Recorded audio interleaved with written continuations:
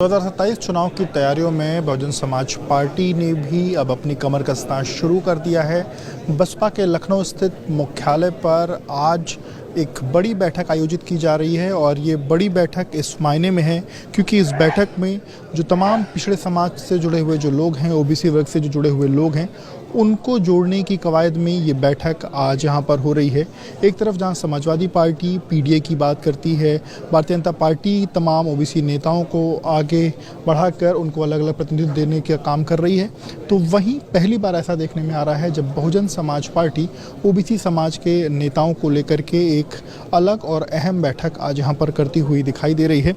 इस बैठक में आज तमाम जो उत्तर प्रदेश के सभी 75 जिलों के जो ओबीसी समाज से जुड़े हुए जो बड़े नेता हैं, उन सभी को आमंत्रित किया गया है और उन सभी से मायावती बैठक में उनको तमाम दिशा निर्देश देने वाली हैं। इसके साथ ही साथ जो आपसी भाईचारा है उसको लेकर के भी भाईचारा जो कमेटियां हैं वो भी आज यहाँ पर गठित की जाएगी, जिसको लेकर के इस बैठक के खत्म होने के साथ ही उसको लेकर के ऐलान किया जाएगा।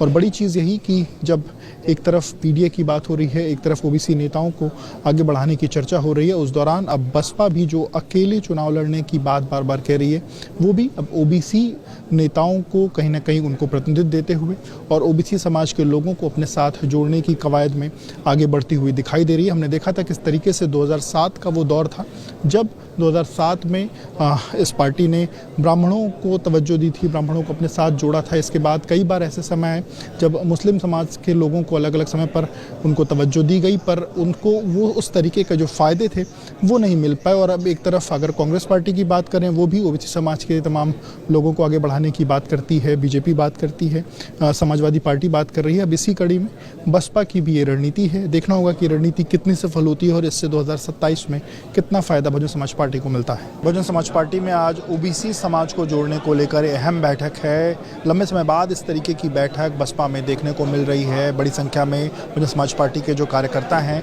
वो यहाँ पर आपको दिखाई दे रहे हैं और इस बैठक को लेने के लिए बसपा सुप्रीमो मायावती पहुँच चुकी हैं। उनके पीछे सतीश चंद्र मिश्रा आपको दिखाई दे रहे हैं और 2027 के चुनाव के लिहाज से ये बैठक बेहद अहम है क्योंकि 2027 में एक तरीके से जिस दलित वोट बैंक की बात कही जाती है, बसपा को लगता है कि दलित वोट बैंक उसके साथ है।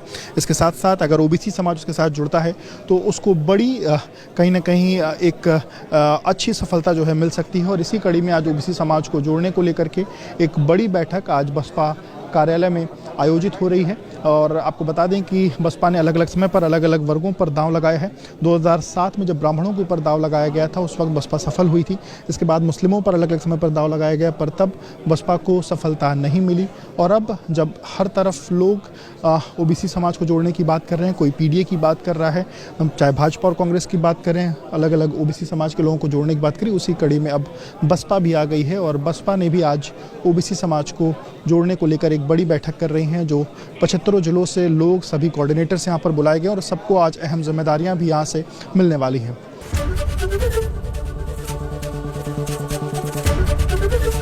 एबीपी गंगा, खबर आपकी, जुबान आपकी।